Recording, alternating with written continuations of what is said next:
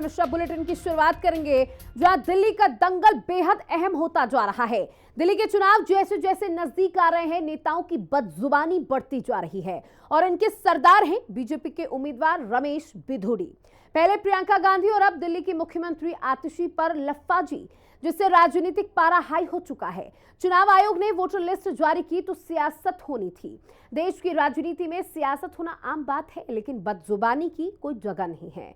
बिधूड़ी तो बिधूड़ी है, लेकिन आकाश आनंद उनसे तो 2 कदम आगे बढ़ गए हैं। यानी आसान भाषा में कहें तो महिला सम्मान को चुनावों में मुद्दा बनाने वाले राजनीतिक दल अब महिलाओं को अस्मिता को तार तार करते नजर आ रहे हैं, जिससे ये बात साफ हो जाती है कि दिल्ली का दंगल अब सियासी सर्कस बन रहा है। रिपोर्ट देखिए। वो इतने बीमार रहते हैं कि बिना सहारे के चल नहीं पाते।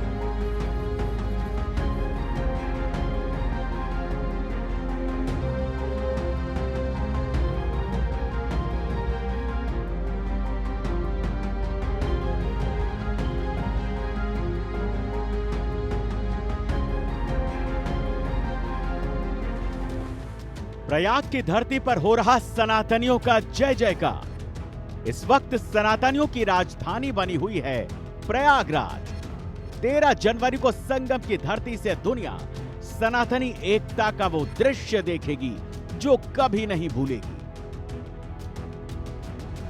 आस्था की राजधानी से देश की राजधानी की दूरी करीब 600 किलोमीटर की है।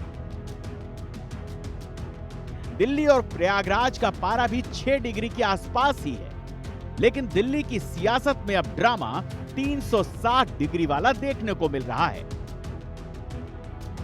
दिल्ली की पॉलिटिक्स में पोस्टर वार है, आंसुओं की अपील है और काला कोहराम भी मचा हुआ है। रमेश बिधूड़ी शर्म करो, शर्म नहीं तो डूब मरो, रमेश बिधूड़ी शर्म करो। देश की राजधानी के वक्त सुभाष चंद्र बोस के दिल्ली चलो के नारे ने स्वतंत्रता आंदोलन का रुख मोड़ दिया था, जिसके बाद अंग्रेजों ने हिंदुस्तान की आजादी की तारीख तय कर दी थी। मगर चुनाव आयोग अभी तक दिल्ली विधानसभा के चुनावों की तारीख का ऐलान नहीं कर पाया है। सियासी सस्पेंस के साथ चुनाव आयोग ने यह जरूर बता दिया कि 2025 के विधानसभा चुनाव में वोटर लिस्ट की तस्वीर क्या होगी।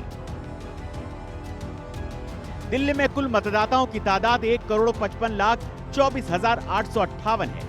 पुरुष मतदाताओं की संख्या 83,49,645 है।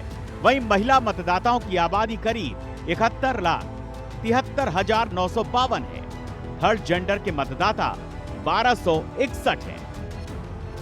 दिल्ली में विधानसभा चुनाव की तैयारी इस वक्त जोरों पर है। पार्टियों की तरफ से अपने अपने कैंडिडेट्स की लिस्ट जारी भी की जा रही है, तो वहीं इसी बीच चुनाव आयोग की तरफ से आज वोटर्स का फाइनल डाटा तैयार कर लिया है और उसे रिलीज भी कर दिया है, जिसके अनुसार इस बार के दिल्ली विधानसभा चुनाव में 1,55,00,000 से ज्यादा मतदाता है। वहीं अगर बात करें मेल वोटर्स की तो वो लगभग 84 लाख से ज्यादा है और महिला वोटर्स जो है वो 71 लाख से ज्यादा है।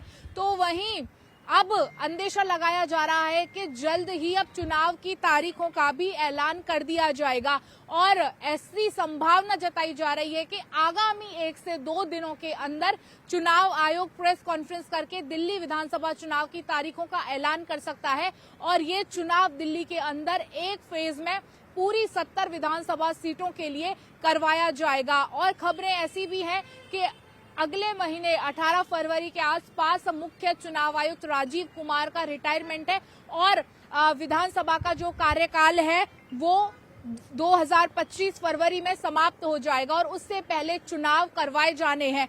तो चुनावों की तारीख का ऐसे में जल्द ही ऐलान किया जा सकता है और चुनाव की जो भी प्रक्रिया है उसे भी जल्द से जल्द मुख्य चुनाव आयुक्त के रिटायरमेंट से पहले पूरा करवा लिया जाएगा। दिल्ली में चौथी बार केजरीवाल को सीएम बनाने के लिए अब यही 1.5 करोड़ मतदाता अपने मताधिकार का इस्तेमाल करेंगे, लेकिन 70 सदस्यों वाली दिल्ली विधानसभा चुनावी मतदान से पहले ही 700 अलग अलग रंग दिखा रही है। दिल्ली के दंगल में उम्मीदवारों की ऐलानी के साथ ही उम्मीदवारों का जुबानी अखाड़ा खुल गया है। दिल्ली के कालकाजी से रमेश विधूड़ी मैदान में है। वो दिल्ली से 2 बार सांसद रहे हैं। माननीय को संसदीय गरिमा के साथ साथ महिलाओं के सम्मान का भी भरपूर ज्ञान है, लेकिन कहते हैं कि विपत्ति आती है तो इंसान की मति मारी जाती है। इसीलिए अपनी फिसलती जुबान से माननीय रमेश विधूड़ी जी ने वो सारी बातें कह दी जो किसी सम्मानित महिला को नागवार गुजरती है। माननीय ने पहले शारीरिक ज्ञान पर सियासी प्रवचन दिया जो उल्टा पड़ गया। उसके बाद परिवार पर ही ज्ञान दे डाला। तो क्या रमेश विधूड़ी के लिए दिल्ली का रण सियासी कुरुक्षेत्र बन जाएगा? ये तो दिल्ली के 1.5 करोड़ मतदाता तय करेंगे। ये भारतीय जनता पार्टी की सोच है, ये मोदी जी की और बीजेपी के आका नेताओं की सोच है।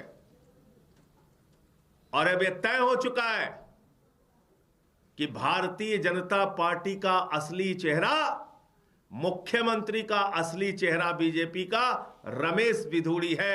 दिल्ली की जनता को तय करना है, माताओं बहनों को तय करना है कि आपको महिलाओं को गाली देने वाला रमेश विधूड़ी मुख्यमंत्री के तौर पे चाहिए।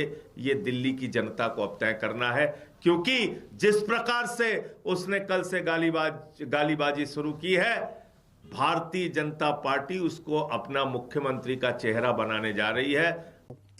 कल जिस मंच से प्रधानमंत्री जी दिल्ली की जनता से अपील कर रहे थे कि उनकी सरकार बनवा दो, उसी मंच से रमेश विधूड़ी जी महिलाओं को गालियां दे रहे थे, महिलाओं पे अभद्र टिप्पणियां कर रहे थे। प्रधानमंत्री जी को बताना चाहिए कि क्या वो इसकी बात से सहमत हैं कि नहीं है। क्या वो रमेश विधूड़ी जी जैसे व्यक्ति को ही दिल्ली की राजनीति में आगे लाने के लिए वोट मांग रहे हैं लोगों से? विधूड़ी जी इन चीजों को पहले भी कहते रहे, कोई नई बात नहीं है। आश्चर्य की बात यह है, और ये सवाल तो भारतीय जनता पार्टी से पड़ता है, कि जो व्यक्ति पहले भी अपशब्दों का इस्तेमाल कर चुका है, जिसकी भाषा पे कोई संयम नहीं है, वो आप उसको एक कैंडिडेट बनाते हो, वो भी एक महत्वपूर्ण सीट से। और स्वाभाविक है, जैसे ही उस आदमी को मौका मिलेगा वो इस तरह की टिप्पणियां करेगा। उन्होंने प्रियंका जी के बारे में बहुत अभद्र शब्दों का इस्तेमाल किया, शाम को मुख्यमंत्री जी के बारे में इस तरीके की भाषा की, ये निंदनीय। मुझे नहीं लगता इन चीजों पे केवल एक माफी से बनता है। मैं तो आशा करूंगा कि पार्टी में कोई न कोई इस पर एक्शन लेगा। देखिए, आपने कहा हाई प्रोफाइल, आपको लगता है भाजपा के उम्मीदवार रमेश विधूड़ी जी की जो भाषा के बाद आप उन्हें हाई और प्रोफाइल करते हैं, इतना लो वो चले गए हैं कि भाषा का संयम, अभी तो चुनाव शुरू भी नहीं हुआ है, अभी तो उनको उम्मीदवार बनाया ही है, और पहले ही 2 दिन में, पहले ही 2 उनकी जनसभाओं में जो इस तरह की भाषा, पहले प्रियंका जी पर अटैक सीधा किया, उसके बाद जो है अब दिल्ली की महिला मुख्यमंत्री को लेकर जिस तरह की निचले स्तर की भाषा बोल रहे हैं, मुझे बिल्कुल नहीं लगता कि कालका जी के लोग इस तरह के उम्मीदवार को कभी भी स्वीकार करेंगे और अपना जनप्रतिनिधि बनाएंगे। दिल्ली के दिल में क्या है ये कोई नहीं जानता, लेकिन अपील अब आंसुओं वाली भी शुरू हो गई है और कालिख घरों के नेम प्लेट पर भी पोती जा रही है। ये केवल 2 तस्वीरें नहीं हैं, बल्कि दिल्ली के दंगल की स्याह हकीकत है। रमेश विधूड़ी शर्म करो, शर्म नहीं तो डूब मरो, अरे रमेश विधूड़ी शर्म करो। दिल्ली विधानसभा चुनाव में कालकाजी विधानसभा सीट सबसे हॉट सीट हो चुकी है, क्योंकि कालकाजी विधानसभा में सीधे तौर पर त्रिकोणीय मुकाबला है, जहां मौजूदा मुख्यमंत्री दिल्ली के आतिशी उम्मीदवार हैं आम आदमी पार्टी की तरफ से, तो वहीं कांग्रेस से अलका लांबा, तो बीजेपी ने रमेश विधूड़ी को मैदान में उतारा है। लेकिन रमेश विधूड़ी के बयान लगातार दिल्ली की राजनीति का सियासी पारा हाई कर रहे हैं। कभी रमेश विधूड़ी प्रियंका गांधी वाड्रा के गाल को लेकर के कालका जी की सड़कों की बात करते हैं, तो कभी मौजूदा मुख्यमंत्री आतिशी पर पिता बदलने की बात करते हैं। हालांकि रमेश विधूड़ी के इन बयानों से कितना फायदा कितना नुकसान दिल्ली विधानसभा चुनाव में बीजेपी को मिलता है, और कालका जी की जो जनता है वो इस बयान पर कितनी सहमति और कितनी आपत्ति दर्ज करती है, और किस राजनीति पार्टी को रमेश विधूड़ी के इस बयान के साथ क्या कुछ खामियाजा भुगतना पड़ता है, या सत्ता में आने की चाबी का ताला खुल सकता है। चुनाव झारखंड का हो या हरियाणा का, महाराष्ट्र का हो या फिर दिल्ली का, देश के किसी भी राज्य में विधानसभा का चुनाव हो, ऐसा लगता है कि मानो महिलाओं को सम्मान राशि देने की घोषणा अब चुनाव में विजयश्री पाने का सीक्रेट हथियार बन गई है, जिसे हर चुनावी घोषणा पत्र में एक्सपोज किया गया है। इसीलिए पिछले 10 सालों से दिल्ली में अपनी सियासी जमीन खो चुकी अंतिम सांस लेती कांग्रेस ने एक बार फिर से उसे जिंदा करने की कोशिश की है। दिल्ली में कांग्रेस ने वेंटिलेटर पर पड़े अपने सियासी वोट बैंक को प्यारी दीदी योजना के जरिए सीपीआर देने की नई कोशिश की है। कांग्रेस आ रही है, भाजपा और केजरीवाल जी की फर्जी पार्टी जो है वो बाहर जा रही है और ये बात अब पत्थर की लकीर हो गई है। हवा का रुख बदल गया है। जनता की नब्ज जो टटोलते नहीं, 10 साल जनता के बीच रहते नहीं, उनको ये पता ही नहीं चलता है कि कैसे ऊंट करवट बदल लेता है। और मैं ये कहना चाहती हूँ कि ये जो 2100 रुपए का झांसा दिया केजरीवाल जी ने, तो अभी तक 10 साल में 2100 रुपए क्यों नहीं दिए अगर दे सकते थे? और आप जो देने का वादा कर रहे हैं तो कम से कम बजट तो आवंटित कर देते। झूठ भी तो ऐसे बोलो कि उसमें कुछ तो सच्चाई लगे। सौगातों और बयानों के बीच अब बीएसपी ने भी दिल्ली में एंट्री मार दी है। बीएसपी अध्यक्ष मायावती के भतीजे और पार्टी के नेशनल कोऑर्डिनेटर आकाश आनंद का अरविंद केजरीवाल पर बयान चर्चा में है। आकाश आनंद ने रविवार को दिल्ली के कोंडली में प्रचार किया, कहा और आरोपों की बाउंसर फेंकते हुए चुनावी रण में एक बार फिर महाभारत की द्रौपदी को घसीटकर ले आए।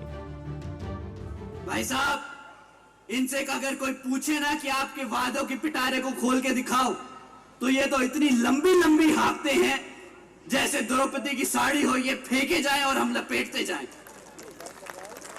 28 लाख नौकरियां देने का वादा किया था और दिया क्या? 12,500 नौकरियां। ये भी कोई वादा होता है? एक तरफ महिला सम्मान को लेकर दिल्ली का दंगल सजा है। विदुड़ी तो विदुड़ी, आकाश आनंद भी महिलाओं के अपमान को ट्रेंड की तरह इस्तेमाल कर रहे हैं और 2 कदम आगे बढ़ गए हैं। आकाश आनंद ने दिल्ली की जनता का अपमान किया है, अल्पसंख्यकों का अपमान किया है, दिल्ली की महिलाओं का अपमान किया है, दिल्ली के वोटरों का अपमान किया है और दलितों का भी अपमान किया है। हालांकि जिस दल की प्रमुख एक महिला नेता हो, उसी दल के नेता महिलाओं को लेकर इस प्रकार का बयान दें, इससे ज्यादा निंदनीय शायद कुछ और नहीं हो सकता। आकाश आनंद के बयान कई मायनों में सोचने पर मजबूर करने वाले हैं। आकाश आनंद के इस बयान से इस बात पर जोर जरूर पड़ता है कि बहन जी को एक बार फिर से अपने पुराने निर्णय पर सोचने की जरूरत है। दिल्ली के रण में अब बयानबाजियां तेज हो गई हैं। जैसे जैसे चुनाव नजदीक आ रहे हैं, राजनीतिक बयानबाजियां और तीखी और निंदनीय होती जा रही हैं। लेकिन जिस तरह से दिल्ली की राजनीतिक तपिश दिल्ली के सर्द मौसम में धधक रही है, उससे ये बात तो साफ है कि बीजेपी, कांग्रेस और आम आदमी पार्टी में मुकाबला बेहद कड़ा है और बीतते दिनों के साथ ये मुकाबला दिलचस्प होता जाएगा। और इसीलिए दिल्ली के रण में जारी है बस इंटरटेनमेंट, इंटरटेनमेंट और इंटरटेनमेंट। हिंदी खबर की स्पेशल रिपोर्ट। बीजेपी महिलाओं को लेकर अपने आप को बेहद सम्मानित पार्टी बताती है, लेकिन उनके नेताओं का इस प्रकार का बयान बीजेपी के शिष्टाचार और उनकी पार्टी की सोच को उजागर करता है। हालांकि बिधुड़ी अपने बयानों को लेकर अक्सर चर्चाओं में रहते हैं और वो अक्सर इस प्रकार के उल्टे सीधे बयान देकर मीडिया की हेडलाइंस बनते रहते हैं। इससे पहले भी बिधुड़ी ने इसी तरीके के बयान दिए हैं। तो बता दें कि रमेश बिधुड़ी के विवादित बोल किस तरीके के हमेशा से रहे हैं। जहां कालका जी की सड़कें प्रियंका गांधी के गाल जैसे जरूर बना देंगे, 21 सितंबर 2023 को एक और बयान उन्होंने दिया, जहां उन्होंने कहा कि संसद में दानिश अली के खिलाफ अपशब्दों का इस्तेमाल किया गया। वहीं मुस्लिम बहुमत के आते हैं, वहां हिंसा होती है, रक्तपात होता है, ये भी एक विवादित बयान इन्हीं के नाम पर है। वहीं बात अगर और बयानों की करें तो कुछ इस प्रकार उन्होंने बयान दिए, जहां उन्होंने कहा कि इटली में ऐसे संस्कार होते होंगे कि शादी के 5-7 महीने बाद पोता या पोती भी आ जाए। भारतीय संस्कृति में ऐसे संस्कार नहीं होते। इसी तरीके के बयान रमेश बिधुड़ी के द्वारा अक्सर चर्चाओं में रहते हैं।